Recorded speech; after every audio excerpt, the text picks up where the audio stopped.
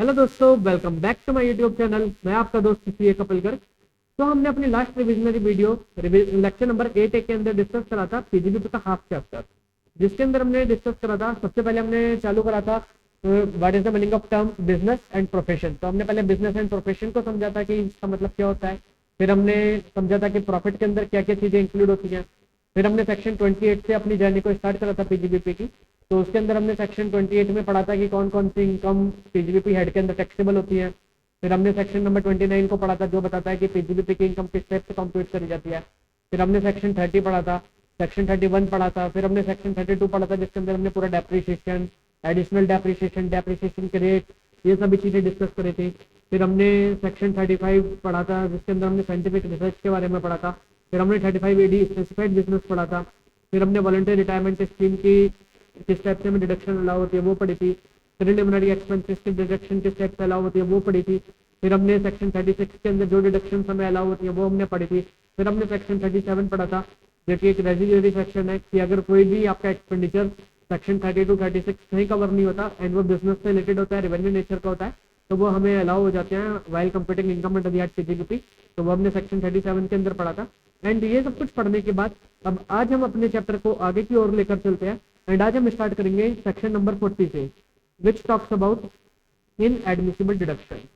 तो I hope कि आपने अभी जितना हमने पढ़ा था वहां तक के सभी क्वेश्चंस आपने खुद से सॉल्व कर एक बार देखे होंगे एंड आपने सभी कंसेप्ट आपको क्लियर हो गए होंगे। एंड स्टिल अगर आपने अभी तक क्वेश्चन सॉल्व नहीं करे या किसी भी क्वेश्चन के अंदर आपको कोई भी डाउट है, तो प्लीज आप वो मेरे से पूछ लीजिए and I will resolve your doubt, so you will be ready for your exam। and even अगर आपने अभी तक क्वेश्चन को सॉल्व नहीं करे, तो इस रिविजनरी वीडियो को देखने के तुरंत बाद आपका पीजीबी पूरा चैप्टर कंप्लीट हो जाएगा हमारी तरफ से। तो आप ये कंसेप्ट को रिवाइज करने के बाद आप सारे क्वेश्चन को एक बार आज देख लेना, so that you will be ready for your exam. आप बिल्कुल भी डिले मत करिए, अभी कोई डिले करने के लिए आपके पास कोई टाइम नहीं है। तो let's dive into the subject. तो हमारा आज का पॉइंट ऑफ डिस्कशन है इन एडमिसिबल डिडक्शन, सेक्शन 40। तो सेक्शन 40 के अंदर कुछ डिडक्शंस बताई गई है जो कि while computing your income under that PGBP तो आपको एडमिसिबल नहीं होती। तो first of all section number 40 subsection A clause I 40A आई ये क्या बोलता है कि हमारा जो भी एक्सपेंडिचर होगा on the interest, royalty, fee for technical service or any other sum chargeable under the act, जो कि हम पे करेंगे to any person outside India or in India to a non resident, non corporate or to a foreign company. ठीक है, तो आपने कोई भी sum in the nature of interest, royalty, fee for technical service आपने pay करा to any person outside India और to a non resident, non corporate or a foreign company in the India, and उसके ऊपर आपको tax deduct करना था, but आपने वो या तो टैक्स डिडक्ट नहीं करा या आपने वो टैक्स डिडक्ट कर लिया बट आपने वो पे नहीं कराया। तो आपकी 100% ऑफ द एक्सपेंडिचर जो भी आपने ये interest, royalty, fee for technical service दी थी, तो वो आपको 100% डिसअलाउ हो जाएगा, आपको वो अलाउेबल एक्सपेंडिचर आपका नहीं होगा। एंड इसमें पे कराना कब तक होता है हमें, इसमें पे कराना होता है ऑन और before filing return of income under section 139 subsection 1। ठीक है, बट अगर मान लीजिए आपने इस साल तो टैक्स डिडक्ट नहीं करा या डिडक्ट कर लिया, पे नहीं कराया, और आपने सब्सिक्वेंट ईयर के अंदर या तो टैक्स डिडक्ट करा या आपने टैक्स डिडक्ट कर लिया था अर्लियर ईयर के अंदर ही एंड आपने सब्सिक्वेंट ईयर के अंदर वो पे करा, तो जिस साल में भी आप उसे पे करेंगे उस साल में आपको आपकी जो एक्सपेंडिचर है वो अलाउ हो जाएगा। ये एक एक्सेप्शन है कि जिसे आपने दिया था, मतलब जो पे ही था, अगर उसने खुद से ये इनकम अपनी रिटर्न ऑफ इनकम के अंदर कवर कर लिया है, इसके ऊपर टैक्स दे दिया एंड उसने अपनी रिटर्न ऑफ इनकम फाइल कर दिया, तो इस केस में ये आपको अलाउ हो जाएगा एक्सपेंडिचर इन द ईयर जब भी आपकी पे ने रिटर्न ऑफ इनकम फाइल करी है। बट इसके लिए आपको क्या करना होगा, जो पेयर है उसे चार्टर्ड अकाउंटेंट से एक सर्टिफिकेट लेकर आना होगा कि पेई ने अपने रिटर्न ऑफ इनकम फाइल कर दिया, उसके अंदर ये इनकम को कंसिडर कर लिया है एंड उसने अपनी सभी टैक्स वगैरह पे कर दिया है। तो इस केस में जिस भी टाइम वो अपनी रिटर्न ऑफ इनकम फाइल करेगा पेई, उस पर्टिकुलर ईयर के अंदर आप ये अपनी डिडक्शन क्लेम कर सकते हैं इस एक्सपेंडिचर की। It would be deemed that the assessee has deducted and paid the tax on such sum on the date on which the return of income has been furnished by the payee। तो जिस भी दिन वो पेई return of income furnish करेगा उस दिन ये मान लिया जाएगा कि पेयर ने उसका टैक्स डिडक्ट कर लिया था या पे करा दिया था। सेकंड हमारा सेक्शन आता है सेक्शन 40A आई। अब ये 40A आई क्या बताता है, तो 40A आई के अंदर तो हमने पढ़ा था कि अगर हम किसी पर्सन को आउटसाइड इंडिया, किसी नॉन रेजिडेंट, नॉन कॉर्पोरेट और फॉरेन कंपनी को इन इंडिया कोई भी खर्चा देते हैं तो वो हमारा डिसअलाउ हो जाता है अगर हम उस पर टीडीएस डिडक्ट नहीं करते। अब यहाँ पर अगर हम किसी रेजिडेंट पर्सन को या किसी भी रेजिडेंट पर्सन को इंडिया के अंदर हम कोई भी सम वगैरह पे करते हैं, कोई भी एक्सपेंडिचर करते हैं एंड उसके ऊपर हमारा टैक्स डिडक्टेबल बनता है, बट वो हम टैक्स डिडक्ट नहीं करते या डिडक्ट कर लेते हैं। डिडक्ट कराने के बाद उसे 139 सबसेक्शन बन के रिटर्न ऑफ इनकम फाइल करने से पहले पहले हम उसे डिपॉजिट नहीं करते। तो इस केस में जितना भी हमारा एक्सपेंडिचर था उसका 30% हमें डिसअलाउ हो जाता है। तो 48I में जो नॉन रेजिडेंट वाला केस था उस केस में तो हमें 100% डिसअलाउ हो जाता था। मान लीजिए आपने 100 रुपए का एक्सपेंडिचर करा इंटरेस्ट या फी फॉर टेक्निकल सर्विस से, तो आपका पूरा 100 रुपीज ही डिसअलाउ हो जाएगा, आपको कुछ भी अलाउ नहीं होगा। इस साल में आप डिडक्ट कर लेंगे, डिडक्ट करके आप पे कर देंगे, उस साल में आपको अलाउ होगा। बट 48IA के केस में 30% आपको डिसअलाउ होता है। मान लीजिए आपका 100 रुपए का एक्सपेंडिचर था तो आपको 70 तो अलाउ हो जाएगा, बट आपको 30 डिसअलाउ कर दिया जाएगा। ठीक है, एंड ये 30 भी आपको अलाउ कर दिया जाएगा जिस भी साल में आप अगर सब्सिक्वेंट ईयर में आप ये टैक्स को डिडक्ट कर लेते हैं या टैक्स को डिडक्ट आपने कर लिया था, आप टैक्स को पे करा देते हैं इन द सब्सिक्वेंट ईयर, तो जब भी आप पे कराएंगे उस टाइम पर ये आपकी डिडक्शन अलाउ हो जाएगी। एंड यहाँ पर भी वही प्रोविजन है कि अगर जो आपका पेई है जिसे आपने पैसे दिए थे, अगर वो अपनी रिटर्न ऑफ इनकम फर्निश कर देता है, अपनी इस पर्टिकुलर इनकम को रिटर्न ऑफ इनकम के अंदर कवर कर लेता है एंड इसके ऊपर सभी टैक्सेस वगैरह पे कर देता है, तो यहाँ पर ये माना जाएगा जिस भी दिन उसने अपनी रिटर्न ऑफ इनकम फाइल करी उस दिन ये माना जाएगा कि पेयर ने टैक्स डिडक्ट करके पे करा दिया था। एंड जब भी वो अपनी रिटर्न ऑफ इनकम फाइल करेगा उस पर्टिकुलर ईयर के अंदर आप ये डिडक्शन क्लेम कर सकते हैं, आपको मतलब 100% एक्सपेंडिचर अलाउ हो जाएगा। ओके, एंड यहाँ पे टर्म पेबल कहने का मतलब है कि अगर एक्चुअली पे ड्यूरिंग द ईयर, पेबल कहने का मतलब केवल ये नहीं कि जो अभी आपको पे करने से बाकी है, अगर आपने एक्चुअली कुछ पे कर दिया था एंड उससे भी आपने टैक्स वगैरह डिडक्ट नहीं करा था तो वो भी आपका पेएबल की डेफिनेशन के अंदर आएगा। Term payable would include amount which are paid during the previous year. ठीक है जी, इलस्ट्रेशन आपको देखनी है। Next section number 40A clause 2, तो ये क्या बताता है कि हम जो भी टैक्सेस वगैरह पे करते हैं, लाइक हमारा इनकम टैक्स, अगर हमने बिजनेस के रिलेटेड कोई भी इनकम टैक्स वगैरह पे करा तो हमारा इनएडमिसिबल डिडक्शन होता है क्योंकि वो हमारा पर्सनल नेचर का एक्सपेंडिचर, हम उसकी क्लेम उसे यहाँ पे पीजीबीपी के अंदर हम उसे क्लेम नहीं कर सकते। And taxes shall include and shall be deemed to have always been include surcharge or cess on such tax। तो taxes कहने का मतलब यहाँ पर क्या है, tax plus surcharge plus health and education tax. 48(2)B ये हमें क्या बताता है कि अगर कोई भी अमाउंट पे करा जाता है by A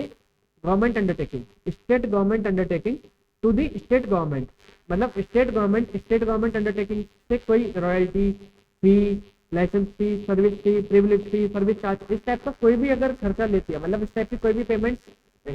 state government undertaking state government को पे करती है, तो ये खर्चा स्टेट गवर्नमेंट अंडरटेकिंग अपना पीजीबीपी की इनकम कंप्यूट करते टाइम पे डिडक्ट नहीं कर सकती, मतलब ये खर्चा अलाउ नहीं होगा। सेक्शन 48(3)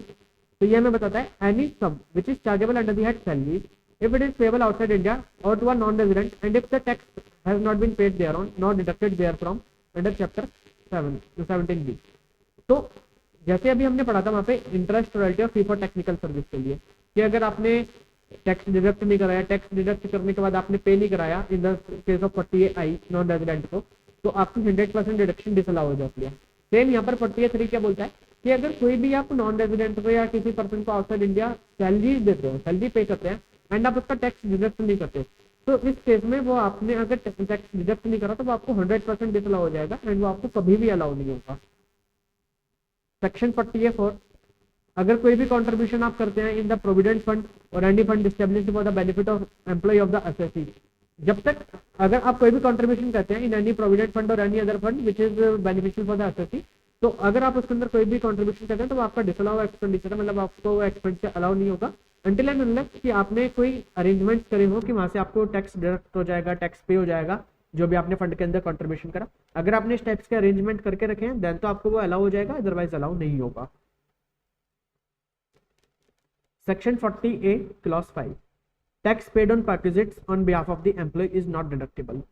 बहुत बार क्या होता है कि जो नॉन मॉनिटरी परक्विजिट्स होते हैं उस पर एम्प्लॉयर खुद ही टैक्स पे कर देता है on the behalf of employee, तो अब वो जो टैक्सेस पे कर देता है एम्प्लॉयर तो वो एम्प्लॉय के हाथ में टैक्सेबल नहीं होते अंडर द हेड सैलरी। तो जब वो एम्प्लॉय के लिए टैक्सेबल नहीं हुए तो यहाँ पर हम उसे पीजीबीपी में एम्प्लॉयर को उसकी डिडक्शन नहीं देते। अगर मान लीजिए वो एम्प्लॉय के हाथ में हमने टैक्स नहीं करा एंड यहाँ पे हम एम्प्लॉयर को डिडक्शन दे देंगे तो यहाँ पे वो कभी टैक्स ही नहीं होगा, तो एक जगह तो उसे कहीं हमें टैक्स करना होगा, तो इसलिए एम्प्लॉय को हमने एग्जाम्पशन दे दी, उससे मतलब डिडक्शन मिल जाती है एम्प्लॉय को एंड यहाँ पर हम उसे पीजीबीपी के अंदर डिडक्शन अलाउ नहीं करते एम्प्लॉयर को, तो वो एम्प्लॉयर के हाथ में टैक्सेबल हो जाता है। ठीक है जी। अब in the case of any firm assessable as सच और एलएलपी। अब फर्म और एलएलपी के लिए कौन कौन से इनएडमिसिबल डिडक्शंस होते हैं? अगर आप कोई भी रिकमेंडेशन देते हैं to any non working partner, non working partner कहने का मतलब जिसका पार्टनरशिप फर्म के अंदर कोई एक्टिव रोल नहीं होता, तो आप उसे कोई भी रिकमेंडेशन देते हैं, recommendation bye way of salary, bonus और कमीशन, और recommendation by what ever name called, अगर आप उसे कोई भी इस टाइप का सैलरी, बोनस, कमीशन या कोई भी रिकमेंडेशन देते हैं तो वो आपका डिसअलाउड एक्सपेंडिचर है, आपको वो एक्सपेंडिचर अलाउ नहीं होगा to a non working partner. अगर आप रिकमेंडेशन देते हैं किसी वर्किंग पार्टनर को बट वो रिकमेंडेशन ऑथराइज्ड नहीं है बाय द पार्टनरशिप डीड, तो इस केस में जैसे मान लीजिए आपने किसी वर्किंग पार्टनर, अगर आपने किसी नॉन वर्किंग पार्टनर को कोई रिकमेंडेशन दिया तो वो तो आपका कभी भी अलाउ नहीं है। अगर आपने वर्किंग पार्टनर को रिकमेंडेशन दिया बट वो रिकमेंडेशन देने के बारे में डीड के अंदर नहीं लिखा था, तो जो भी आपने रिकमेंडेशन दिया वो आपका डिसअलाउ हो जाएगा, आपको वो एक्सपेंडिचर अलाउ नहीं होगा।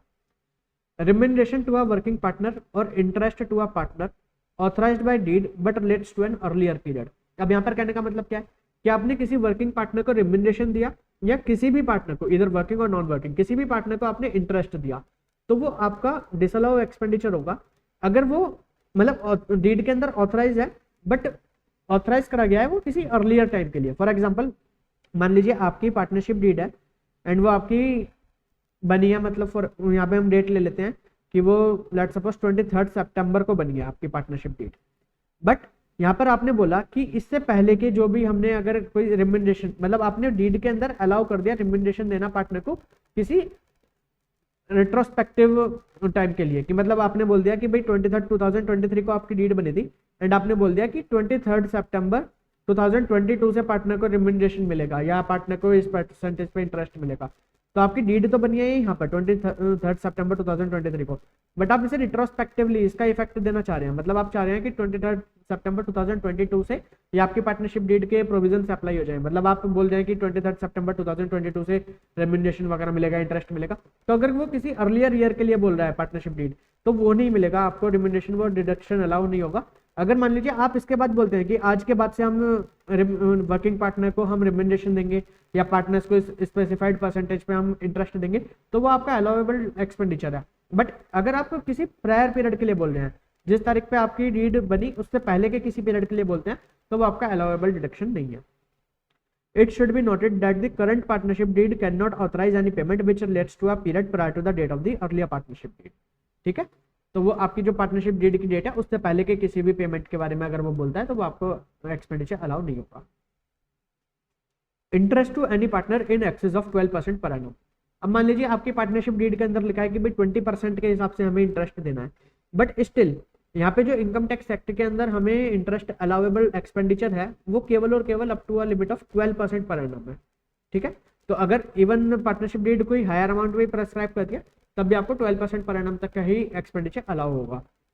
एंड यहाँ पे आपने मान लीजिए जैसे मैंने आपको स्टार्टिंग में ही बताया था कि लेट सपोज कि यहाँ पे पार्टनरशिप डीड बोल दिया 20% इंटरेस्ट देने के लिए, एंड यहाँ पे 12% पर एनम तक की तो डिडक्शन आपको पार्टनरशिप, मतलब जब आप पार्टनरशिप फर्म की पीजीबीपी की इनकम कंप्लीट कर देते तो आपने 12% तक का यहाँ पे एक्सपेंडिचर क्लेम कर लिया। तब ये जो 12% यहाँ पे एक्सपेंडिचर क्लेम कर लिया तो 12% तक का जितना भी इंटरेस्ट दिया गया है ये पार्टनर के हाथ में, पार्टनर के इंडिविजुअल के हाथ में टैक्स हो जाएगा under the head PGBP. But ये जो 12% से ऊपर ये जो 8% है, क्योंकि हमें इंटरेस्ट तो 20% मिला है पार्टनर को, तो जो 8% का इंटरेस्ट है क्योंकि वो पार्टनरशिप फर्म को as a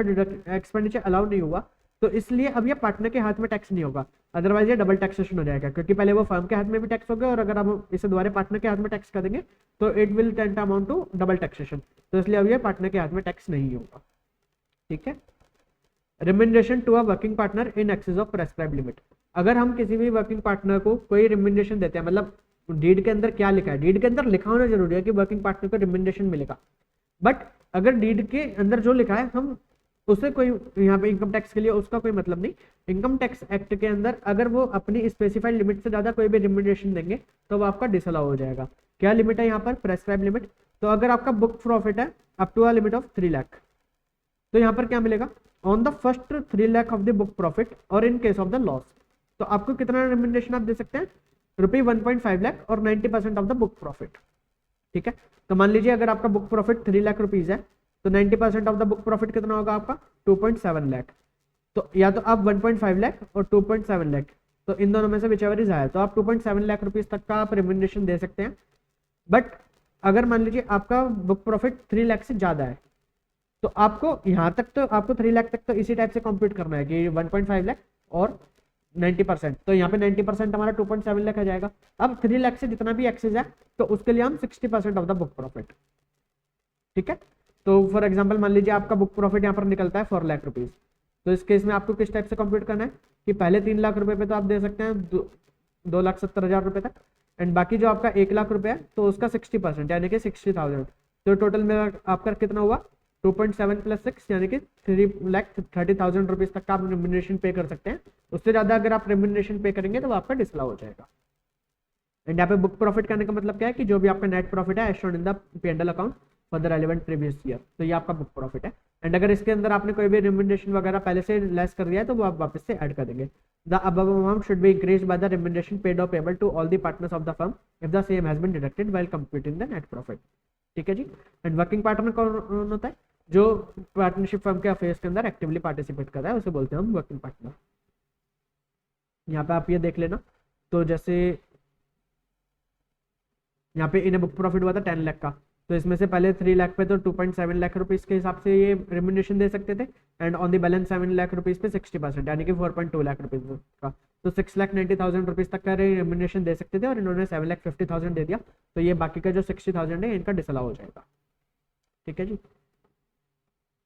explanation to section 40B। अब 40B के अंदर एक एक्सप्लेनेशन लिखी है। अब इसके अंदर बताया गया है कि अगर कोई एक पार्टनर है एंड वो किसी रिप्रेजेंटेटिव कैपेसिटी के अंदर पार्टनर है, तो अब उसे जो भी इंटरेस्ट दिया जाएगा, अगर मान लीजिए उसे रिप्रेजेंटेटिव कैपेसिटी के अंदर दिया जा रहा है, interest paid by the firm to such individual otherwise than as a partner in a representative capacity, मतलब उसे पार्टनर की कैपेसिटी में नहीं दिया जा रहा, किसी और कैपेसिटी में दिया जा रहा है, तो उसके ऊपर तो कोई भी ये लिमिट वगैरह अलाउ नहीं होगी, shall not be taken into account for the purpose of this clause, तो उसके ऊपर कोई लिमिट वगैरह अलाउ नहीं होगी उसे, तो क्योंकि वो अब पार्टनर की कैपेसिटी में उसे नहीं दे रहे, हम उसे किसी अलग पर्सन की कैपेसिटी में दे रहे हैं, तो जितना भी एक्चुअली आपने दिया तो वो आपको अलाउ हो जाएगा। बट अगर आप उसे पार्टनर की कैपेसिटी में दे रहे हैं एज अ पार्टनर, तो इस केस में आपको ये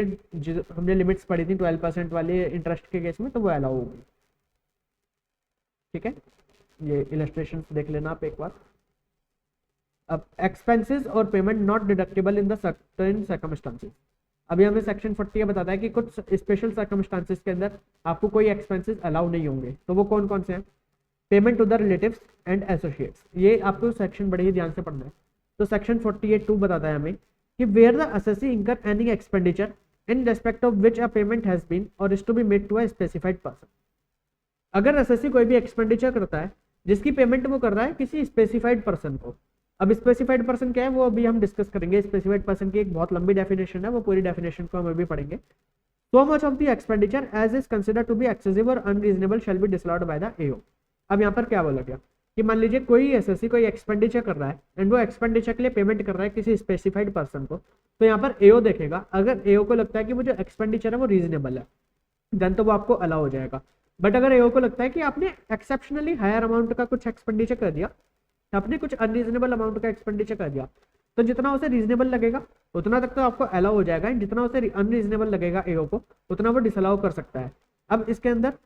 while doing so he shall have regard to the, मतलब एओ को किस टाइप से निकालना है कि रीजनेबल है अनरीजनेबल है, तो उसके लिए उसे देखना है fair market value of the goods service or facilities for which the payment is made. तो आपने जिस भी गुड्स और सर्विस के लिए पेमेंट करी है पहले उसकी वो फेयर मार्केट वैल्यू देखेगा। मान लीजिए आपने कोई सर्विस ली अपने किसी स्पेसिफाइड पर्सन से, उसके लिए आपने पेमेंट करी, अब उस सर्विस को लेने की आपकी फेयर मार्केट वैल्यू थी 3 लाख रुपीज एंड आपने अपने रिलेटिव को पे कर दिया 4 लाख रुपीज, तो अब जो यहाँ पे आपने 1 लाख रुपए एक्सेस पे कर दिया तो ये आपका डिसअलाउ कर सकता है एओ, ठीक है। और उसके बाद सेकंड वो देखेगा कि लेजिटिमेट नीड क्या थी, मतलब ये जो आपने एक्सपेंडिचर करा है इसके बिजनेस के अंदर कोई रिक्वायरमेंट थी भी या नहीं, कि आपने अननेसेसरी केवल अपना एक्सपेंडिचर डालने के लिए अपने स्पेसिफाइड पर्सन को, क्योंकि वो स्पेसिफाइड पर्सन अल्टीमेटली आपके रिलेटिव्स टाइप ही है। अभी हम जब पढ़ेंगे तो आपको समझ आएगा कि आपने केवल अपने एक्सपेंडिचर बढ़ाने के लिए आपने स्पेसिफाइड पर्सन को कोई पेमेंट कर दी, तो वो इस टाइप का तो नहीं है, उसकी क्या लेजिटिमेट नीड थी। एंड फिर हम देखेंगे कि ये जो आपने एक्सपेंडिचर करा उससे बेनिफिट्स क्या हुए आपके बिजनेस को, कि कोई बेनिफिट्स भी हैं या नहीं, तो मतलब कॉस्ट बेनिफिट एनालिसिस करा जाएगा आपके उस एक्सपेंडिचर का। तो एओ किस टाइप से कंप्यूट करेगा कि वो पहले फेयर मार्केट वैल्यू देखेगा, फिर उसमें देखेगा कि लेजिटिमेट नीड्स थी इसके बिजनेस के लिए या नहीं, फिर उसका देखेगा कि इससे बेनिफिट क्या मिला बिजनेस को। इन तीनों चीजों को कंसिडर करते हुए वो पता करेगा कि आपने जो एक्सपेंडिचर करा है वो आपका रीजनेबल अमाउंट का है या अनरीजनेबल अमाउंट का है। जितना तक रीजनेबल है उतना आपको अलाउ हो जाएगा एंड जितना अनरीजनेबल है वो आपको डिसअलाउ हो जाएगा। एंड ये कब लगेगा, अगर आप पेमेंट करते हैं किसी स्पेसिफाइड पर्सन को। अब ये स्पेसिफाइड पर्सन क्या होता है, अगर एसएससी एक इंडिविजुअल है तो उसके लिए स्पेसिफाइड पर्सन क्या होगा, उसके सभी रिलेटिव्स, कि इसके अंदर रिलेटिव में क्या क्या आएगा। इंडिविजुअल के लिए रिलेटिव्स का मतलब है उसके spouse, brother, sister, linear ascendant or linear descendant of that individual, यानी कि जो भी आपके क्लोज रिलेटिव्स हैं, spouse, brother, sister, linear ascendant, linear descendant, तो ये हमारे रिलेटिव्स के अंदर आते हैं। तो अगर एसएससी एक इंडिविजुअल है तो उसके रिलेटिव्स स्पेसिफाइड पर्सन है। मान लीजिए आपने अपनी स्पाउस को कोई एक्सपेंडिचर के लिए कोई पेमेंट करी, तो वह हम मानेंगे कि स्पेसिफाइड पर्सन को करिए, तो उसके लिए 42 के प्रोविजन इन्वॉक करे जाएंगे। और अगर any person who carries on a business और प्रोफेशन,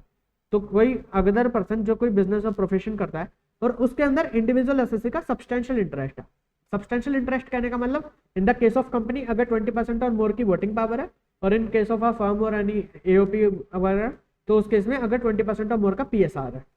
प्रॉफिट शेयरिंग रेशो। तो अगर मान लीजिए कोई और पर्सन है जो बिजनेस करता है और उसका इंडिविजुअल का उस बिजनेस के अंदर सब्सटेंशियल इंटरेस्ट है, तो वो पर्टिकुलर बिजनेस स्पेसिफाइड पर्सन माना जाएगा इंडिविजुअल के लिए। और अगर इंडिविजुअल के रिलेटिव का उस बिजनेस के अंदर सब्सटेंशियल इंटरेस्ट है, तब भी उसे जो है इंडिविजुअल का स्पेसिफाइड पर्सन माना जाएगा। Individual assessee has a substantial interest in the business of that person, or any relative of the individual assessee has a substantial interest in the business of that person।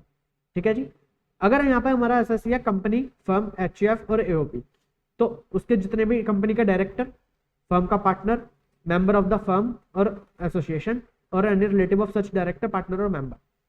तो अगर SSC यहाँ पर company, firm, AOP या HUF है, तो उस case में क्या कि कंपनी के केस में उसका डायरेक्टर स्पेसिफाइड पर्सन है, फर्म के केस में पार्टनर स्पेसिफाइड पर्सन है, एओपी के केस में उसके मेंबर्स स्पेसिफाइड पर्सन है। तो ये सब तो स्पेसिफाइड पर्सन है। अब डायरेक्टर का रिलेटिव, पार्टनर का रिलेटिव और मेंबर्स के रिलेटिव, ये भी स्पेसिफाइड पर्सन है कंपनी के लिए।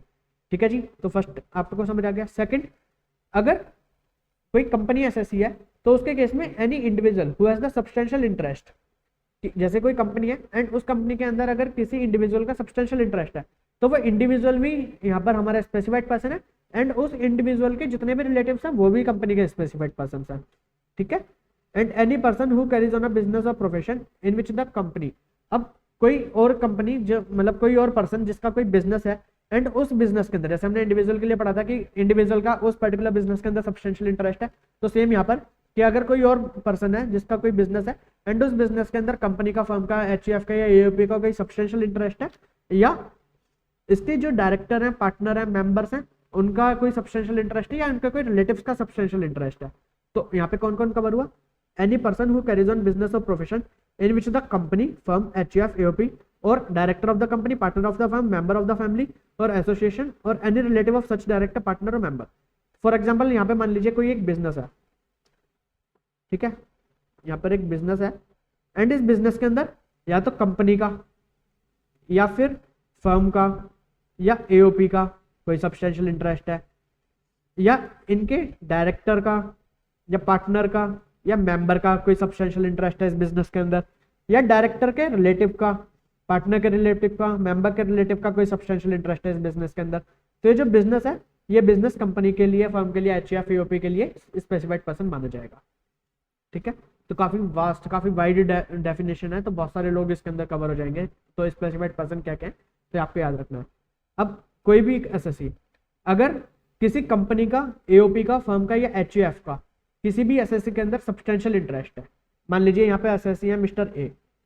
एंड मिस्टर ए कोई कंपनी का, किसी फर्म का, किसी एचयूएफ का या किसी एओपी का मिस्टर ए के बिजनेस के अंदर सब्सटेंशियल इंटरेस्ट है, तो अब इस केस में वो कंपनी जिसका सब्सटेंशियल इंटरेस्ट है वो तो स्पेसिफाइड बिजनेस, स्पेसिफाइड पर्सन मानी ही जाएगी। साथ में उस कंपनी के, फर्म के या एओपी के कोई भी डायरेक्टर, उसका पार्टनर, उसका मेंबर, वो भी स्पेसिफाइड पर्सन मान जाएंगे। उस डायरेक्टर, पार्टनर या मेंबर के रिलेटिव वो भी स्पेसिफाइड बिजनेस माने जाएंगे। एंड अगर उस कंपनी, फर्म, एओपी या एचयूएफ के अंदर किसी और थर्ड पर्सन का कोई सब्सटेंशियल इंटरेस्ट है, तो वो पर्सन भी यहाँ पर उस पर्टिकुलर इंडिविजुअल के लिए यहाँ माना जाएगा कि वो भी स्पेसिफाइड पर्सन है। अब जैसे हमारे एग्जांपल में यहाँ पे एक मिस्टर ए थे, अब यहाँ पे मिस्टर ए, यहाँ पे मान लीजिए कोई एक कंपनी है ए लिमिटेड, ठीक है। अब ए लिमिटेड का इसके अंदर सब्सटेंशियल इंटरेस्ट है, मतलब 20% और मोर का यहाँ पे पीएसआर है मिस्टर ए के बिजनेस के अंदर। तो अब इस केस में क्या होगा कि ये जो कंपनी है ये तो स्पेसिफाइड पर्सन बनी गई। अब यहाँ पे दूसरी कंपनी है बी लिमिटेड, ठीक है, और बी लिमिटेड का कंपनी ए लिमिटेड के अंदर हमारा सब्सटेंशियल इंटरेस्ट है, यानी कि 20% और मोर का वोटिंग पावर है। तो अब ये जो बी लिमिटेड है इसका ए लिमिटेड के अंदर सब्सटेंशियल इंटरेस्ट है, तो मिस्टर ए और बी लिमिटेड को भी मिस्टर ए के लिए स्पेसिफाइड पर्सन माना जाएगा। ठीक है। और अगर किसी डायरेक्टर का, पार्टनर का या मेंबर का, अब जैसे फॉर एग्जांपल मान लेते हैं यहाँ पे ए लिमिटेड है एंड इसके अंदर किसी और कंपनी के किसी भी डायरेक्टर का, पार्टनर का, किसी फर्म के या किसी भी एचयूएफ या एओपी के मेंबर का सब्सटेंशियल इंटरेस्ट है इस ए लिमिटेड के अंदर, तो इस केस में ये जिस कंपनी का डायरेक्टर था या जिस फर्म का पार्टनर था, जिस एओपी एचयूएफ का मेंबर था, तो वो फर्म, कंपनी और एओपी एचयूएफ जो भी है, तो वो भी ए लिमिटेड के लिए स्पेसिफाइड पर्सन मानी जाएगी। इस पर्टिकुलर जिसका कंपनी का डायरेक्टर था, जिस फर्म का पार्टनर था, जिस एचयूएफ एओपी का मेंबर था, उसके जो बाकी अदर डायरेक्टर्स, पार्टनर्स या मेंबर्स हैं, तो वो भी इसके लिए यहाँ पर माने जाएंगे स्पेसिफाइड पर्सन। और इन डायरेक्टर, पार्टनर और मेंबर के जितने भी रिलेटिव्स हैं वो भी ए लिमिटेड के लिए माने जाएंगे स्पेसिफाइड पर्सन। तो स्पेसिफाइड पर्सन की एक बहुत वास्ट डेफिनेशन है, तो आपको ये एक बार अच्छे से देखनी है। अगर आपको समझनी है तो आप यही वीडियो, ये इतना पार्ट हमारा 3-4 बार सुन लीजिए तो आपको समझ आ जाएगा। ठीक है। 48(3) अब ये क्या बताता है? Payment in excess of ₹10,000 made otherwise than through prescribed modes. अगर कोई भी एसएससी कोई खर्चा करता है एंड उसकी वो पेमेंट करता है in a day to a person in excess of ₹10,000 otherwise than by way of account payee cheque, account payee bank draft and any other electronic mode of clearance और any other specified method. Specified method के अंदर like आपके Bhim, UPI, Paytm, ये सब आपके other specified methods हैं। अगर इनसे अलग किसी भी टाइप से वो पेमेंट करता है, लाइक इन कैश अगर वो कोई पेमेंट करता है इन एक्सेस ऑफ ₹10,000, तो वो जो पेमेंट करेगा इन एक्सेस ऑफ ₹10,000, तो वो आपका सभी का सभी एक्सपेंडिचर डिसअलाउ हो जाएगा, वो आपको एक्सपेंडिचर अलाउ नहीं होगा। ठीक है जी। अब इस केस में अगर मान लीजिए आपने पहले ड्यू बेसिस पे आपको कोई खर्चा अलाउ हो गया था, आपने कोई खर्चा करना था और उसका 1 लाख रुपए आपको अलाउ हो गया एंड आपने बाद में उस 1 लाख रुपए को कैश में पे कर दिया, तो अब जिस साल में आपने वो कैश में पे करा उस साल में वो आपके बिजनेस की इनकम बन जाएगा। Payment in excess of 10,000 made otherwise than through prescribed modes deemed to be the income of the subsequent year if expenditure has been allowed as a deduction in any previous year on due basis. ठीक है जी। तो वो जिस भी year में आप पे करोगे उस साल का आपका बन जाएगा इनकम। एंड यहाँ पे ये जो लिमिट है 10,000 की, उस 10,000 की लिमिट को इंक्रीज करके 35,000 कर दिया जाएगा कि यानी कि आप कैश के अंदर 35,000 रुपीज तक की पेमेंट कर सकते हैं किसी भी पर्सन को जो कि engaged in the business of flying, hiring और leasing goods carriers otherwise than through prescribed modes. यानी कि अगर कोई भी ट्रांसपोर्टर है तो उन्हें हम 35,000 रुपीज तक का कैश दे सकते हैं, क्योंकि उन्हें जो ड्राइवर वगैरह होते हैं उन्हें रास्ते में कैश की जरूरत पड़ सकती है, उन्हें पेट्रोल वेट्रोल डलवाना है या उन्हें कोई भी अपने खर्चे करने, तो इसलिए यहाँ पे एक इंक्रीज लिमिट है 35,000 रुपीज तक की। तो 35,000 रुपीज तक की अगर आप उन्हें कैश में पेमेंट करते हैं तो वो आपका अलाउेबल है, 35,000 से ऊपर करते हैं तो आपका डिसअलाउ हो जाएगा।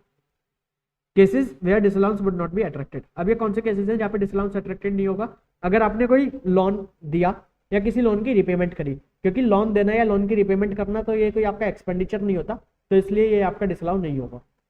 Payment made bye commission agent. अब आपका एक कमीशन एजेंट है, मान लीजिए आप मिस्टर ए हैं एंड आपने अपना एक कमीशन एजेंट हायर कराया मिस्टर बी। अब मिस्टर बी को जो भी वो आपके गुड्स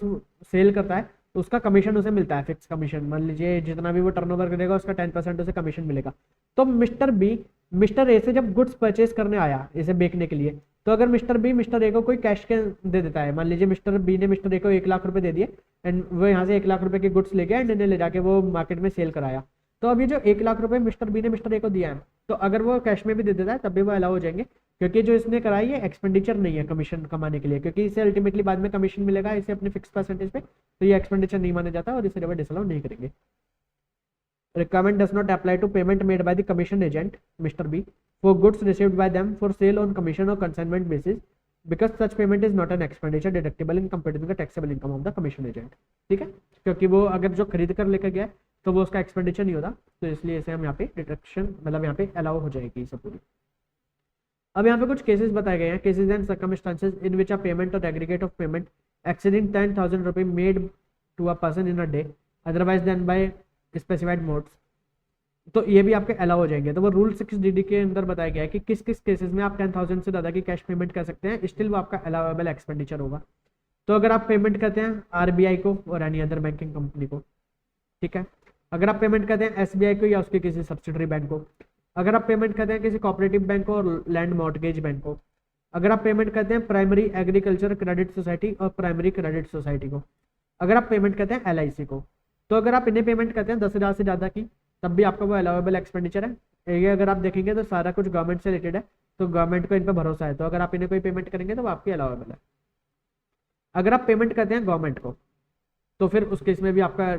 एक्सपेंडिचर अलाउ हो जाएगा। अगर आप पेमेंट करते हैं by the way of letter of credit, mail और टेलीग्राफिक ट्रांसफर थ्रू बैंक, अगर आप पेमेंट करते हैं by the way of book adjustment करने का मतलब कि आपको किसी से 2 लाख रुपए लेने थे, किसी को 3 लाख रुपए देने थे, तो आपने इसे बुक एडजस्टमेंट से सेटल कर दिया। और अगर आपने कोई बिल ऑफ एक्सचेंज के थ्रू पेमेंट करते हैं जो कि पेएबल है ओनली टू द बैंक, तो इस केस में अगर आप 10,000 से ज़्यादा की कोई भी पेमेंट करते हैं तो वो आपकी अलाउ हो जाएगी। अगर आप पेमेंट करते हैं whether payment is made by the way of adjustment, अगर एडजस्टमेंट के थ्रू आप पेमेंट करते हैं तो आपकी अलाउ हो जाएगी। अगर आप पेमेंट करते हैं फॉर द परचेज ऑफ, किस किस चीज को खरीदने के लिए,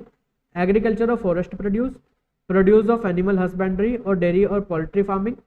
फिश और फिश प्रोडक्ट्स और प्रोडक्ट ऑफ हॉर्टिकल्चर और एपीकल्चर, अगर आप इस टाइप के कोई भी प्रोडक्टों को खरीदने के लिए पेमेंट करते हैं किसे, टू द कल्टीवेटर, ग्रोवर और प्रोड्यूसर ऑफ सच आर्टिकल्स, यानी कि किसी ट्रेडर वगैरह को पेमेंट नहीं कर रहे, जो उसके कल्टीवेटर ग्रोवर वगैरह हैं डायरेक्ट आप उन्हें ही पेमेंट कर रहे हैं, तो अगर आप उन्हें कैश में भी पेमेंट कर देंगे तब भी वो आपका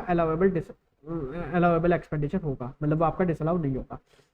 एंड यहाँ पे फिश कहने का मतलब फिश और फिश प्रोडक्ट के अंदर other marine product such as shrimp, prawn, cuttlefish, squid, crab, lobster, ये सब भी ऐड हो जाते हैं।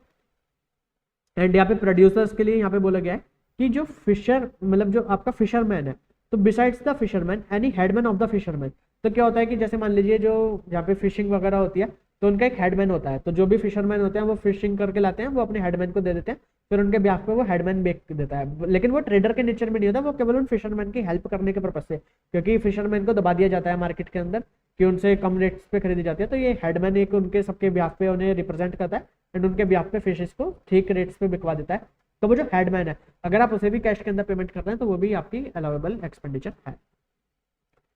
Where the payment is made for the purchase of the product manufactured or processed without the aid of the power in cottage industry, अगर आप कोई भी गुड्स वगैरह परचेस कर रहे हैं जो कि without the aid of the power बनाई जाती है तो उसके लिए आपने कोई पेमेंट करी तो वो भी आपका अलाउेबल एक्सपेंडिचर है, अगर आप 10,000 से ज़्यादा कैश में ही पे कर देते हैं। Where the payment is made in a village or town जिसमें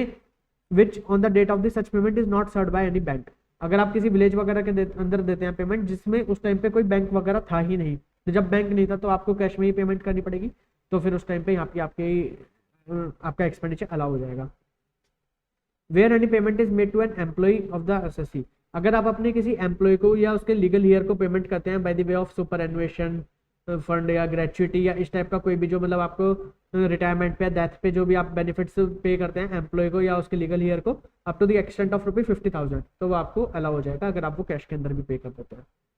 where the payment made by the assessee by way of salary, अगर कोई एम्प्लॉयर अपने एम्प्लॉय को सैलरी के रूप में कोई भी पैसे देता है एंड उसके ऊपर टीडीएस डिडक्ट कर लेता है एंड वो उसे सैलरी कहाँ पर दी होनी चाहिए, अगर उस टाइम पे हमारा जो एम्प्लॉय है is temporarily posted for a continuous period of 15 days और more in a place other than his normal place of duty, यानी कि एम्प्लॉयर अपने एम्प्लॉय को कोई पेमेंट करता है सैलरी की टीडीएस डिडक्ट करने के बाद, जिस टाइम पे एम्प्लॉय किसी और प्लेस पे अपने नॉर्मल प्लेस ऑफ बिजनेस से अलग किसी प्लेस पे गया हुआ है for the purpose of service and for a continuous period of 15 days और मोर एंड उसका उस पर्टिकुलर प्लेस पे कोई बैंक अकाउंट वगैरह नहीं है, तब जब बैंक अकाउंट नहीं है तो उस कैश मतलब अपनी सैलरी वगैरह कैसे वो निकालेगा, तो अगर उस टाइम पे अगर वो कैश पेमेंट भी कर देता है तो वो भी आपका अलाउेबल एक्सपेंडिचर है। Where the payment is made by any person to his agent who is required to make payment in cash for goods or service on behalf of such person, यानी कि आपने अपने एजेंट को कोई cash के अंदर payment करी and उस वो आपने कैश के अंदर पेमेंट इसलिए करी क्योंकि एजेंट जहाँ से वो सामान वगैरह आपके बिहाफ पे परचेज करने जा रहा है उसे वहाँ पे कैश में पेमेंट करनी थी, तो इस केस में जो आपने कैश में पेमेंट करी अपने एजेंट को तो ये भी आपका अलाउेबल है। और अगर payment is made by the authorised dealer और a money changer against purchase of the foreign currency, तो अगर जो मनी चेंजर वगैरह होते हैं तो वो जो फॉरेन करेंसी परचेज करने के लिए ट्रैवलर चेक्स वगैरह परचेज करने के लिए जो भी वो पेमेंट करते हैं तो अगर वो कैश में भी करते हैं तो वो आप उनका अलाउेबल एक्सपेंडिचर होता है। ठीक है। Disallowance of provision for gratuity, आप जो भी प्रोविजंस बनाते हैं इनकम टैक्स एक्ट के अंदर वो सब डिसअलाउ हो जाते हैं, उनकी प्रोविजंस की किसी की भी यहाँ पे आपको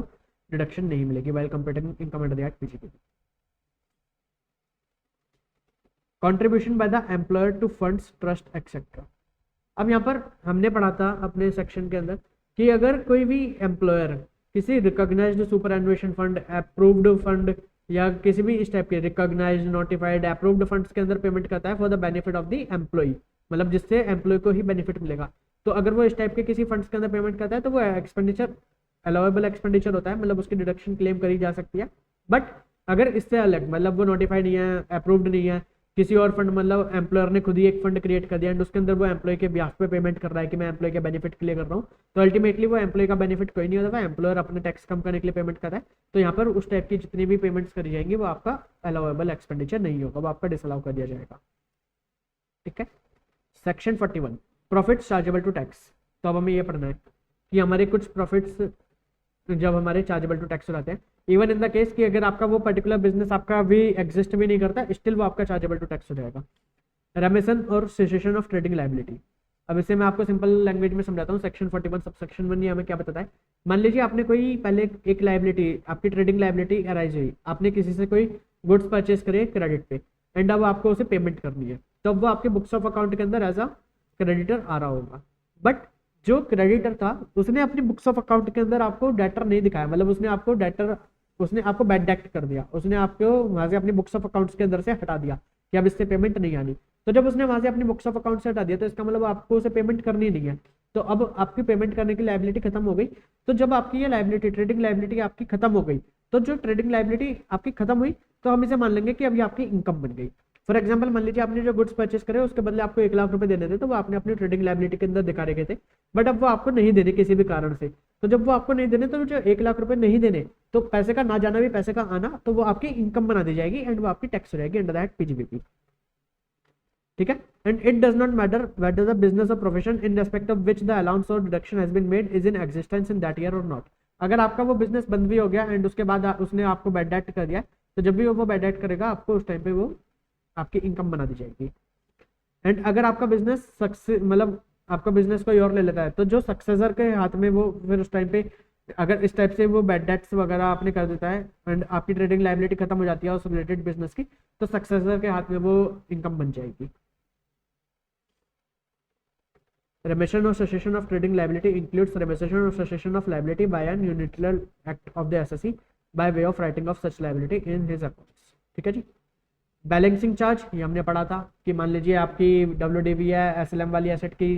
130 रुपये एंड आपने वो सेल करी है 140 रुपये पे, तो जो 10 रुपये का गैप है वो आपका बैलेंसिंग चार्ज बन के P&L के प्रॉफिट एंड लॉस के क्रेडिट साइड में चला जाएगा एंड वो पीजीबीपी हेड के अंदर टैक्सेबल हो जाएगा।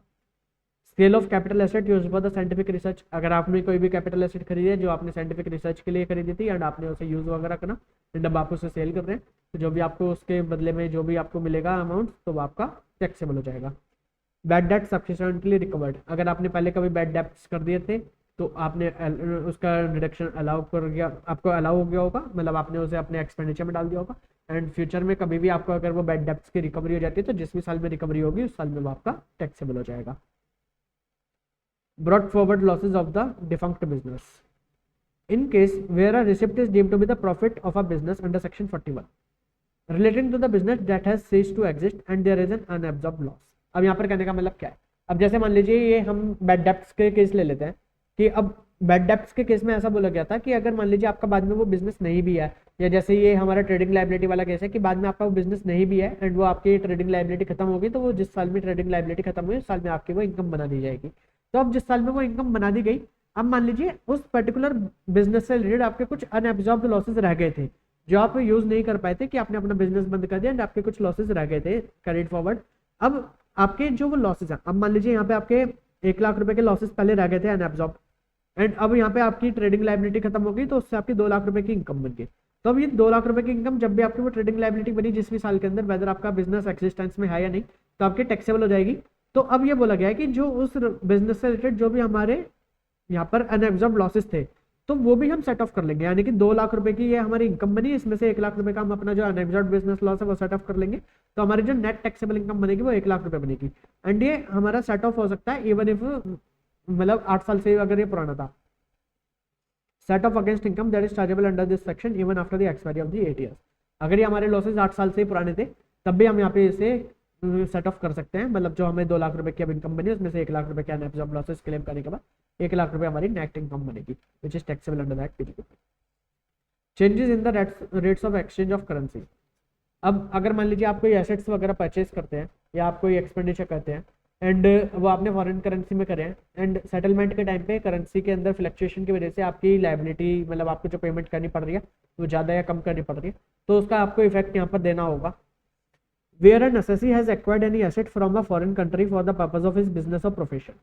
and due to a change thereafter in the exchange rate of the two currencies involved, there is an increase or decrease in the liability of the assess at the time of making the payment. The following values may be changed accordingly with respect to the increase or decrease in the liability. तो कौन कौन सी values पे आपका effect आएगा कि मान लीजिए आपने कोई एसेट परचेस करी थी, उसकी अब लायबिलिटी इंक्रीज या डिक्रीज हो गई तो आपकी एक्चुअल कॉस्ट चेंज हो जाएगी। अगर आपने कोई कैपिटल एक्सपेंडिचर करा था साइंटिफिक रिसर्च के लिए तो जो आपको 100% अलाउ हो जाता है मतलब एक्सपेंडिचर, तो अब अगर आपने वो फॉरेन करेंसी में करा था, फॉरेन एक्सचेंज फ्लक्चुएशन की वजह से अब लायबिलिटी के अंदर कुछ इंक्रीज या डिक्रीज हो गया तो वो आपका कैपिटल एक्सपेंडिचर का अमाउंट चेंज हो जाएगा। अगर आपने कोई कैपिटल एक्सपेंडिचर करा था फॉर द फैमिली प्लानिंग जो कंपनी को अलाउ होती है कैपिटल एक्सपेंडिचर के लिए इन द 5 इक्वल इंस्टॉलमेंट्स, तो अगर आपने इस टाइप का कोई भी खर्चा करा था तो अब जब आपका ये फॉरेन एक्सचेंज फ्लक्चुएशन की वजह से आपकी लायबिलिटी इंक्रीज और डिक्रीज होगी तो वो भी आपका चेंज हो जाएगा। एंड आपका कॉस्ट ऑफ एक्विजिशन जो नॉन डेप्रिशिएबल एसेट होती है तो उसका कॉस्ट ऑफ एक्विजिशन वगैरह आपका चेंज हो जाएगा अगर आपकी ये फॉरेन एक्सचेंज फ्लक्चुएशन की वजह से। और अगर यहाँ पे मान लीजिए एसएससी कोई कॉन्ट्रैक्ट पहले कर लेता है ऑथराइज्ड डीलर के साथ कि भाई हम इस रेट के ऊपर ये एसेट के लिए पेमेंट करेंगे, मान लीजिए रेट आपका उस टाइम पे कुछ भी चल रहा था उससे मतलब नहीं, एंड एसएससी ने बोला कि भाई मैं इसके लिए 82 रुपीज़ के हिसाब से पेमेंट करूंगा, एंड अब वो बाद में रेट आपका 85 रुपीज़ हो जाता है जिस टाइम पे आपको पेमेंट करनी पड़ रही है, तो यहाँ पे जो आपको डिफरेंस निकालना है वो ये जो आपने रेट डिसाइड करा था मतलब एग्री करा था इस रेट के परसेंट आपको डिफरेंस निकाल के उसके हिसाब से आपको अपनी cost of acquisition, actual cost या आपका एक्सपेंडिचर फॉर साइंटिफिक रिसर्च आपको एडजस्ट करना है। ठीक है, अब कुछ डिडक्शन होती हैं जो कि हमें अलाउ होती हैं only on the actual payment basis. तो ये सेक्शन 43 बताता है कि जब हम इसको एक्चुअली पे कर देते हैं ऑन और before the filing of the return under section 139 subsection 1, अगर हम उससे पहले पहले पे कर देंगे तभी हमें अलाउ होगा, अदरवाइज हम उस पर्टिकुलर ईयर के अंदर अलाउ नहीं होगा। तो वो कौन कौन से एक्सपेंसेस हैं हमारे? टैक्सेस, ड्यूटी, सेस और फी। कोई भी टैक्स, ड्यूटी, सेस, फी अगर हम एक्चुअली पे कर देते हैं तभी हमें अलाउ होगा, लाइक हमारा जीएसटी या मेरे कोई भी फी, तो अगर वो एक्चुअली पे कर देंगे तो अलाउ होगा, अगर पे नहीं करेंगे तो वो अलाउ नहीं होगा। Any sum payable by the assessee as an employee by way of contribution to any provident fund or superannuation fund or gratuity fund। अगर एम्प्लॉयर कोई भी अपना एम्प्लॉयर का कंट्रीब्यूशन, अपना वाला पार्ट का कंट्रीब्यूशन पे करता है in the superannuation fund, gratuity fund या प्रोविडेंट फंड, अगर इसके अंदर कोई भी कंट्रीब्यूशन करता है तो अगर वो 139(1) की रिटर्न फाइलिंग की ड्यू डेट से पहले पहले कंट्रीब्यूट कर देगा तो वो एक्सपेंडिचर अलाउ हो जाएगा, अदरवाइज वो एक्सपेंडिचर अलाउ नहीं होगा। मतलब ये एक्चुअल पेमेंट बेसिस पे एक्सपेंडिचर अलाउ होते हैं। बोनस और कमीशन अगर एक्चुअली पे कर देगा तो अलाउ हो जाएगा, केवल मतलब उसने बोनस कमीशन पेएबल है तो वो अलाउ नहीं होगा। Any sum payable by the assessee as interest on any loan और borrowing from any public financial institution, state financial corporation और स्टेट इंडस्ट्रियल इन्वेस्टमेंट कॉर्पोरेशन, अगर आपने इनसे कोई लोन ले रखा है तो इसके ऊपर जो भी आपको इंटरेस्ट है तो वो जब आप एक्चुअली पे कर देंगे तभी आपको अलाउ होगा, पेएबल बेसिस पे अलाउ नहीं होगा। Any sum payable by the assessee as an interest on any loan और borrowing from a deposit taking NBFC, या तो आपने डिपॉजिट टेकिंग एनबीएफसी से कोई लोन लिया या आपने systematically important non deposit taking NBFC से लोन लिया। तो यहाँ पे सिस्टमेटिक इंपॉर्टेंट कहने का मतलब क्या होता है? जिसकी टोटल एसेट 500 करोड़ या उससे ज्यादा की होनी चाहिए as per the last audited financial statement. ठीक है, तो या तो आपने डिपॉजिट टेकिंग एनबीएफसी से लिया या फिर आपने systematically important non deposit taking NBFC से लोन लिया है, तो उसके ऊपर जो आप इंटरेस्ट की पेमेंट कर रहे हैं तो वो आपको एक्चुअल बेसिस पे ही अलाउ होगी। ठीक है, इंटरेस्ट ऑन लोन और advance from a schedule bank और अ कोऑपरेटिव बैंक, अगर आप शेड्यूल बैंक या कोऑपरेटिव बैंक से कोई लोन लेते हैं तो उसके ऊपर जो आपने इंटरेस्ट जब आप एक्चुअली पे करेंगे तभी आपको अलाउ होगा, अदरवाइज वो अलाउ आपको नहीं होगा। Any sum paid by the assessee as an employer in lieu of the earned leave of his employee, अगर आप earned leave of the employee, यहाँ पर क्या होता है कि आप अगर लीव एनकैशमेंट का कोई पैसा दे रहे हैं कि एसएससी को लीव लेनी अलाउ थी बट एसएससी ने लीव नहीं ली एंड वो अपने रिटायरमेंट के टाइम पे लीव एनकैशमेंट करा रहा है, तो अब जो आप उसे लीव एनकैशमेंट का पैसा दे रहे हैं तो जब वो आप एक्चुअली पे कर देंगे तभी आपको उसका डिडक्शन अलाउ होगा।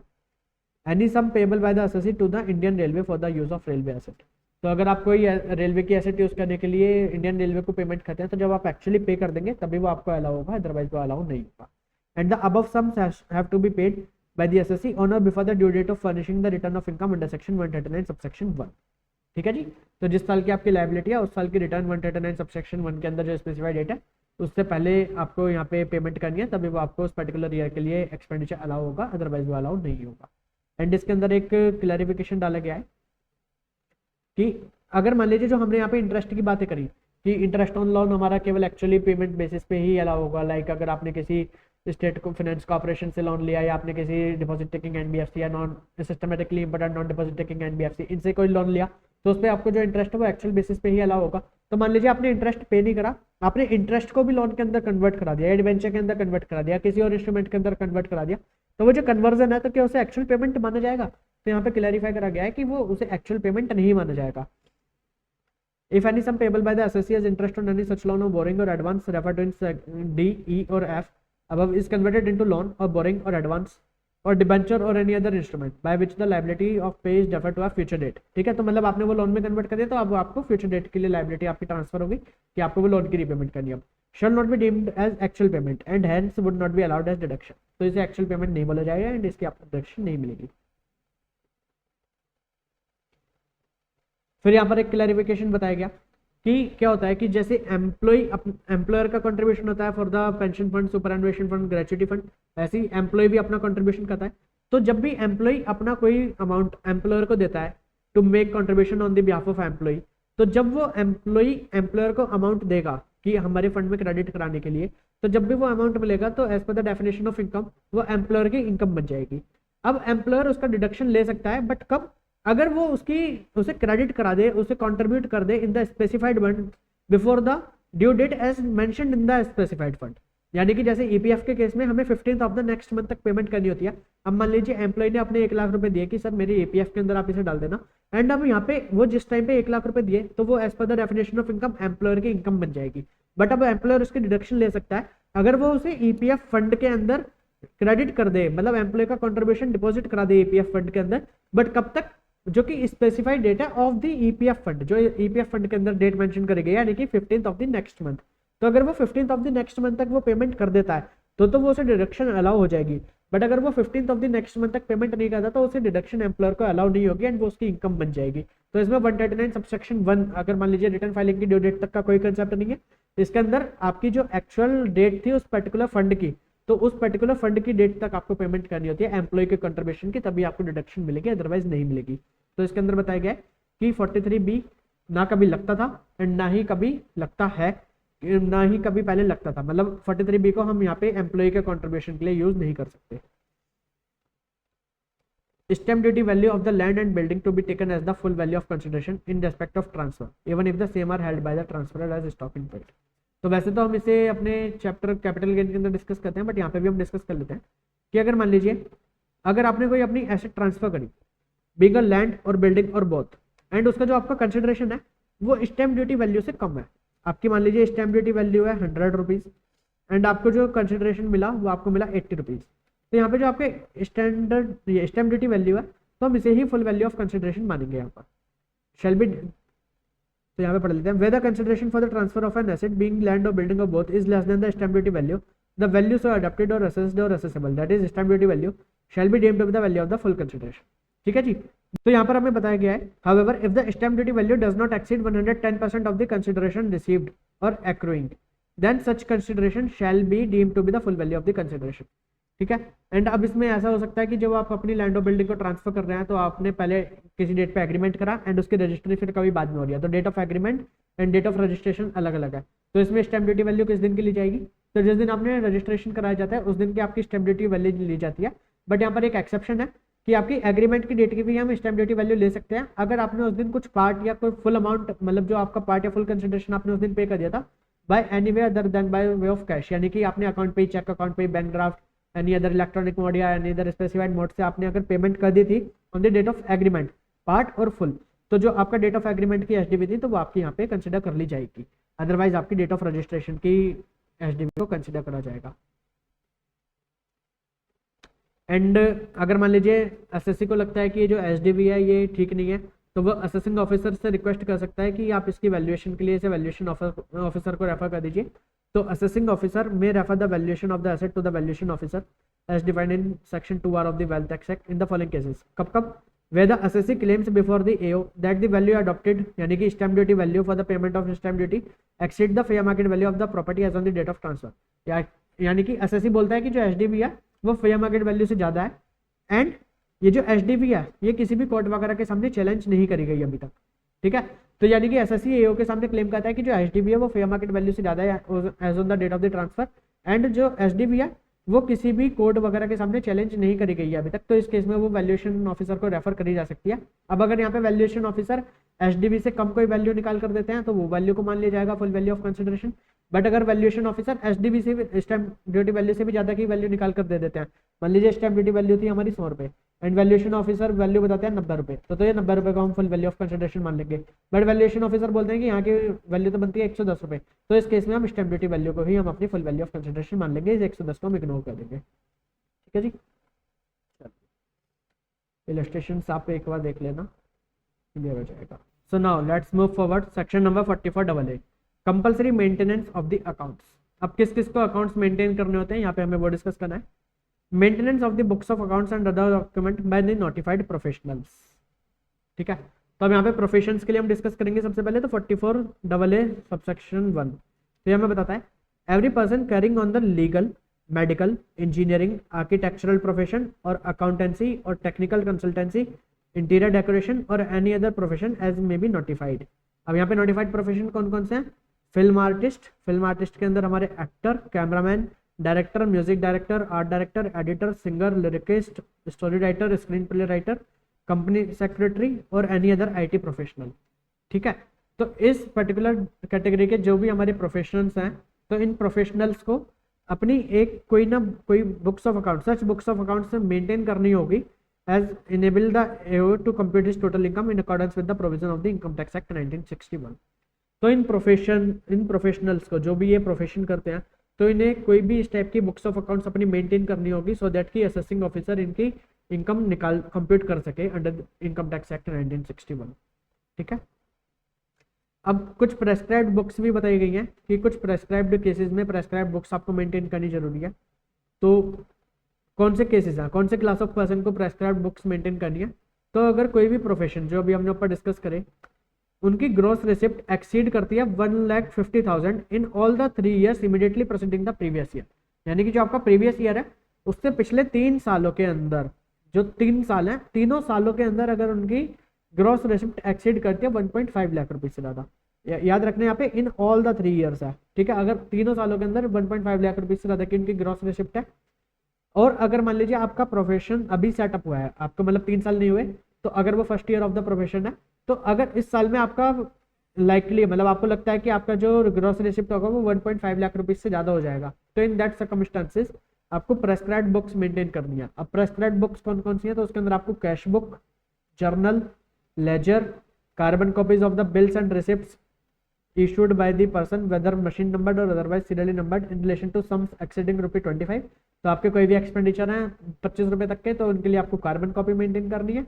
एंड अगर 25 रुपए से ज्यादा के हैं तो उनके लिए आपको कार्बन कॉपी मेंटेन करनी है, एंड अगर 50 रुपए से ज्यादा के हैं तो उनके लिए आपको ओरिजिनल कॉपीज मेंटेन करनी है।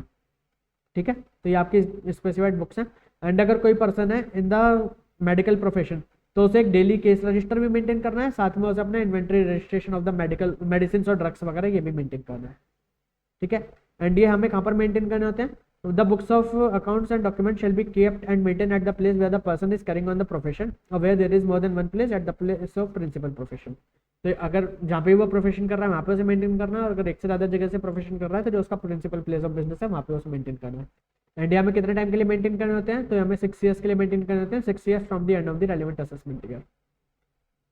सेकंड 44AA सबसेक्शन 2, तो ये हमें बताता है कि बिजनेस के केसेस में कब हमें कौन सी बुक्स हमें मेंटेन करनी होती है। तो in the case of individual और एचयूएफ, तो इंडिविजुअल एंड एचयूएफ के केस में उन्हें कोई ना कोई बुक मेंटेन अपनी करनी होती है जिससे कि असेसिंग ऑफिसर उनके इनकम वगैरह कंप्यूट कर सके under the income tax act 1961। तो अगर एग्जिस्टिंग बिजनेस है इंडिविजुअल एंड एचयूएफ के केस में, अगर उनकी टोटल इनकम एक्सीड कर दिया 2.5 लाख रुपीज से ज़्यादा in any year of the last 3 presiding previous year, तो वहाँ पे हमने पढ़ा था कि अगर तीनों साल के अंदर एक्सीड करती है, एंड यहाँ पे हमने पढ़ा कि 3 में से किसी भी एक साल के अंदर अगर एक्सीड कर जाती है तो उस केस में भी उन्हें बुक्स ऑफ अकाउंट मेंटेन करना जरूरी है in any one of the year 3 immediately presiding previous year. तो अगर उनकी इनकम एक्सीड कर दिया 2.5 लाख रुपीज से ज़्यादा, और अगर उनकी ग्रॉस रिसिप्ट एक्सीड कर दिया 25 lakh rupees in any of the 3 previous year, तो उन्हें बुक्स ऑफ अकाउंट मेंटेन करना जरूरी है। और अगर न्यूली सेटअप बिजनेस है तो अगर उन्हें लगता है कि इस साल के अंदर उनकी इनकम 2.5 लाख रुपीज से ज़्यादा हो जाएगी या उनका जो ग्रॉस रिसिप्ट है वो 25 लाख रुपीज से ज़्यादा हो जाएगा, तो उन्हें बुक्स ऑफ अकाउंट मेंटेन करनी है। और कोई भी person other than the individual और एचयूएफ, तो उसके केस में अगर उनके पिछले 3 साल में किसी भी एक साल के अंदर इनकम 1.2 लाख रुपीज से ज़्यादा है या उनकी ग्रॉस रिसिप्ट 10 लाख रुपीज से ज़्यादा है तो उन्हें बुक्स ऑफ अकाउंट मेंटेन करनी है। एंड अगर उनका नया बिजनेस है तो उन्हें लगता है कि हमारा इस साल में 1.2 लाख रुपए से ज़्यादा की हमारी टोटल इनकम हो जाएगी या हमारी ग्रॉस रिसिप्ट 10 लाख रुपए से ज़्यादा हो जाएगी तो उन्हें अपनी बुक्स ऑफ अकाउंट मेंटेन करनी है। ठीक है। थर्ड, अगर कोई पर्सन है जो कि 44 AE के हिसाब से अपनी मतलब प्रेजेंटिव टैक्सेशन की स्कीम उसने ली थी एंड वो उसके हिसाब से अपनी इनकम नहीं दिखाता, उससे कम दिखाता है, तो इस केस में अगर वो 44 AE से कम की इनकम दिखाता है, प्रेजेंटिव टैक्सेशन से कम की स्कीम दिखाता है, तो उसे बुक्स ऑफ अकाउंट मेंटेन करना है। सेकंड, अगर कोई पर्सन 44 AD के अंदर कभी जाता है, मतलब वो प्रेजेंटिव टैक्सेशन के लिए चला जाता है एंड फिर वो उसे बाद में छोड़ देता है 5 साल से पहले, तो अब वो 5 साल तक उस रिजीम के अंदर 44 AD के अंदर वापस नहीं आ सकता। तो अब जो वो 5 साल का पीरियड है, अगर उसमें कभी भी उसकी income maximum amount not chargeable to tax यानी कि बेसिक एग्जम्पशन लिमिट से ज़्यादा होगी तो उस पर्टिकुलर ईयर के लिए बुक्स ऑफ अकाउंट मेंटेन करके ऑडिट कराना मैंडेटरी है। ठीक है जी। 44 AB अभी हमें बताता है ऑडिट के बारे में कि ऑडिट हमें कब कब कराना होता है। In the case of business,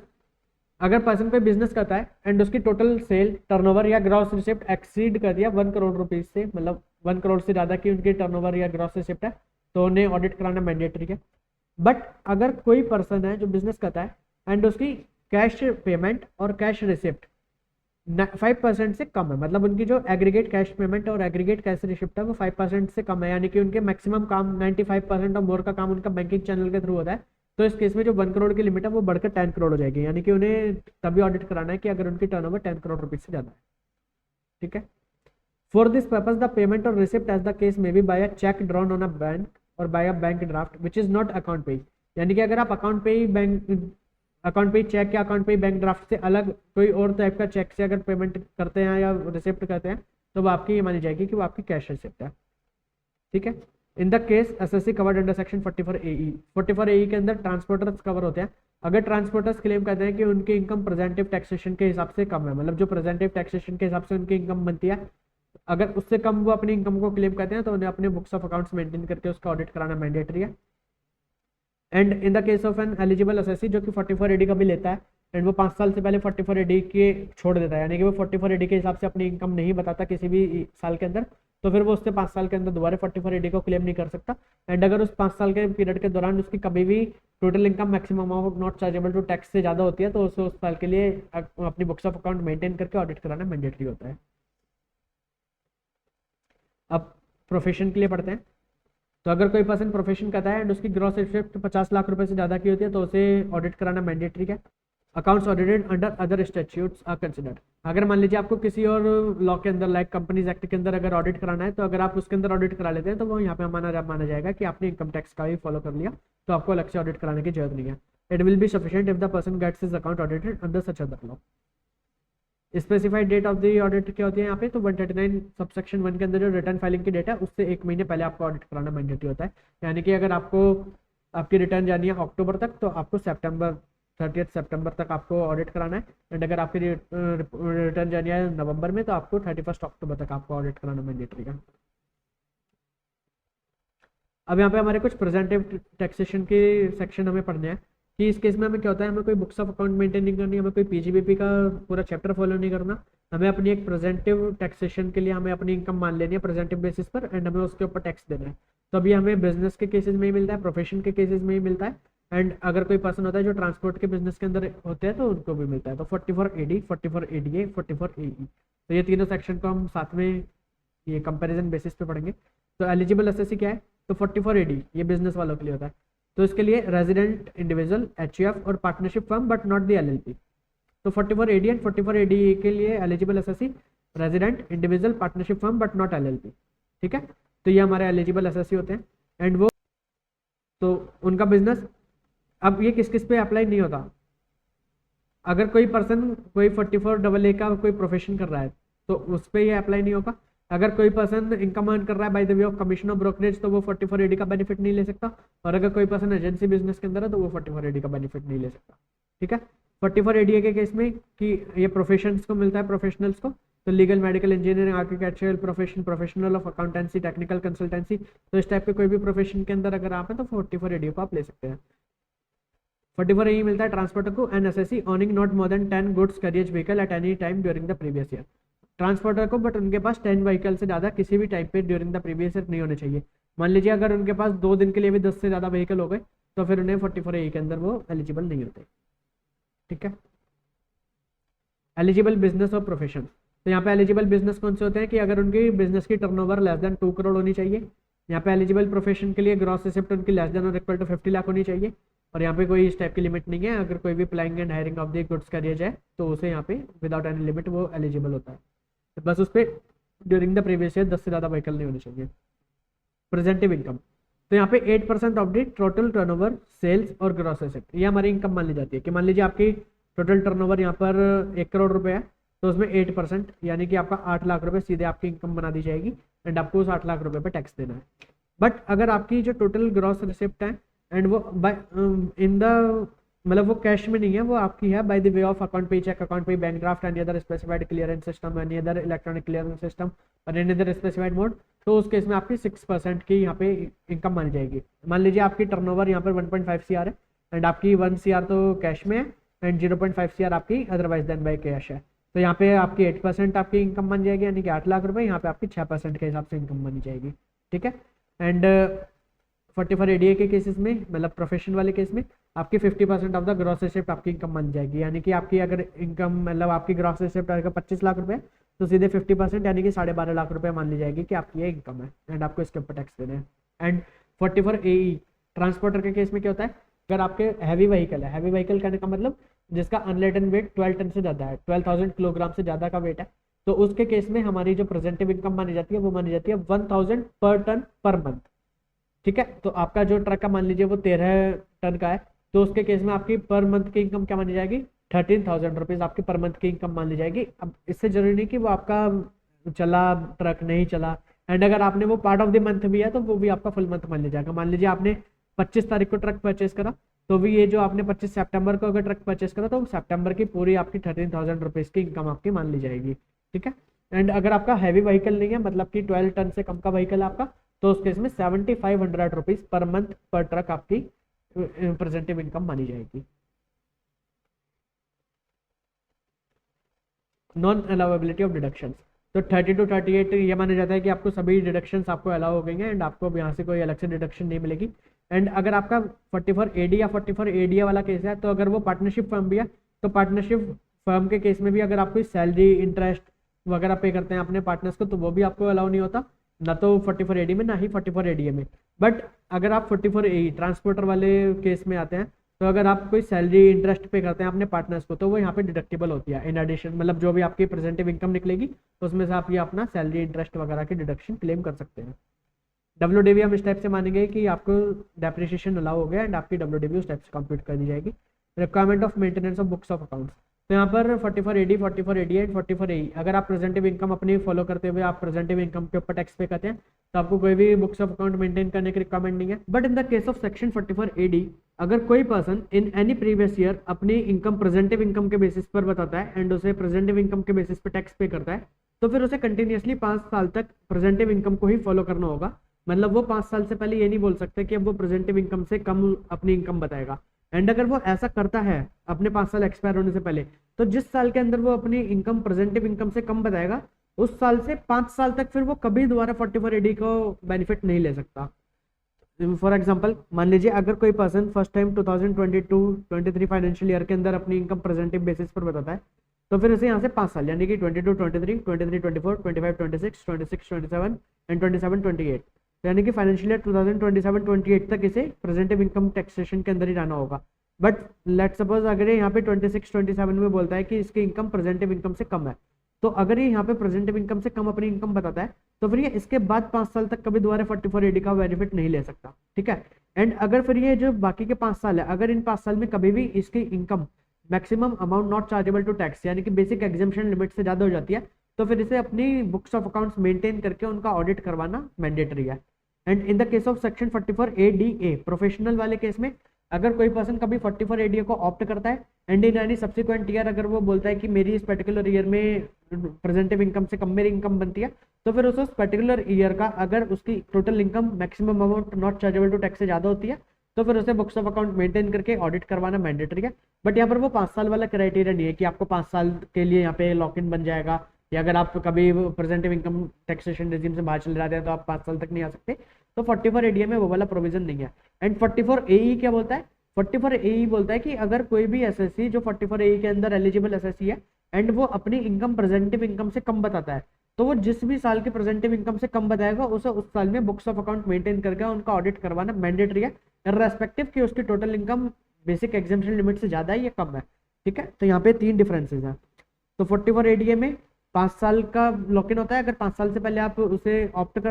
out कर देते हैं उसमें से, तो आप 5 साल तक नहीं आ सकते। एंड अगर उन 5 साल में कभी भी आपकी इनकम बेसिक एग्जेम्पशन लिमिट से ज्यादा होती है तो आपको बुक्स ऑफ अकाउंट मेंटेन करके ऑडिट करवाना होता है। 44 एडीए के अंदर अगर आपने कभी भी, मतलब इसके अंदर कोई लॉक इन वगैरह नहीं है, कोई आपके ऐसे प्रोविजन नहीं है कि 5 साल के लिए फिर आप दोबारा नहीं आ सकते। अगर आप किसी भी ईयर के अंदर बोलते हैं कि आपकी प्रेजेंटिव इनकम से कम इनकम बनती है तो आपको उस साल का, अगर आपकी बेसिक एग्जेम्पशन लिमिट से ज्यादा आपकी टोटल इनकम बनती है तो आपको बुक्स ऑफ अकाउंट मेंटेन करके ऑडिट करवाना मैंडेटरी है। And in the case of 44 एई, आप जिस भी साल में बोलते हैं कि आपकी इनकम प्रेजेंटिव इनकम से कम है, आपको उसी साल का बुक्स ऑफ अकाउंट मेंटेन करके ऑडिट करवाना मैंडेटरी है, इररेस्पेक्टिव कि आपकी टोटल इनकम कितनी है, कि वो वेदर वो आपकी बेसिक एग्जाम्पशन लिमिट से कम है या बेसिक एग्जाम्पशन लिमिट से ज्यादा है। Okay, advance tax obligation. तो 44 एडी 44 एडी वाले केसेस में आपको 4 इंस्टॉलमेंट में एडवांस टैक्स पे करने की जरूरत नहीं है, आपको केवल 15 मार्च को 1 इंस्टॉलमेंट देनी होती है। बट 44 एई वाले केस में आपको 4 इंस्टॉलमेंट ही देनी होती है एडवांस टैक्स की। तो यहाँ पर हमारा 44 एडी 44 एडी 44 एई खत्म हो जाता है। हैवी गुड्स व्हीकल करने का मतलब क्या होता है? Any goods carriage the goods vehicle weight of which exceeds 12,000 kilogram, यानी कि 12 टन। ठीक है जी, हमारे चैप्टर का लास्ट पॉइंट ऑफ डिस्कशन ये, इवन हमने अपने जब हम एग्जाम्पशन वाला चैप्टर डिस्कस कर रहे थे तो उसमें हमने एग्रीकल्चर इनकम के साथ भी पढ़ लिया था, बट स्टिल मैं आपको एक बार यहाँ पर रिवाइज करा देता हूँ। अगर हमारी कोई कंपोजिट इनकम होती है कि उसमें हमारा पार्ट एग्रीकल्चर होता है एंड पार्ट हमारा बिजनेस इनकम होता है, तो यहाँ पे हमें 3 रूल बताए गए हैं, 7A 7B and rule number 8। तो जो हमें बात करता है रबर, कॉफ़ी एंड टी के बारे में। तो रबर, कॉफ़ी एंड टी के लिए ये हम यहाँ से रेट्स पढ़ लेते हैं। अगर आपका income from sale of rubber product derived from the rubber plant है तो उस केस में 35% आपके बिजनेस की इनकम बन जाएगी, 65% आपकी एग्रीकल्चर इनकम बन जाएगी। अगर आपकी इनकम है income from sale of coffee, तो आप कॉफ़ी को ग्रो करते हैं, क्योर करते हैं, केवल ग्रो करके क्योर करते हैं, तो उस केस में आपकी इनकम बन जाएगी 25% बिजनेस इनकम एंड 75% आपकी बनी जाएगी एग्रीकल्चर इनकम। बट अगर आप उसे ग्रो करते हैं, क्योर करते हैं, रोस्ट करते हैं एंड ग्राउंड करते हैं, तो उस केस में आपकी 40% बिजनेस इनकम बन जाएगी एंड 60% आपकी एग्रीकल्चर इनकम बन जाएगी। And in the case of T, अगर आप टी को ग्रो करते हैं, मैन्युफैक्चर करते हैं, तो उस केस में 40% आपकी मानी जाएगी बिजनेस इनकम एंड 60% आपकी मानी जाएगी एग्रीकल्चर की इनकम। तो इसी के साथ यहाँ पे हमारा पीजीबीपी का चैप्टर खत्म हो गया। सभी इलस्ट्रेशंस वगैरह आप एक बार खुद से देख लेना तो आपको सभी समझ आ जाएगा। एंड अगर आपको कोई भी डाउट है तो आप मेरे से पूछ लेना। एंड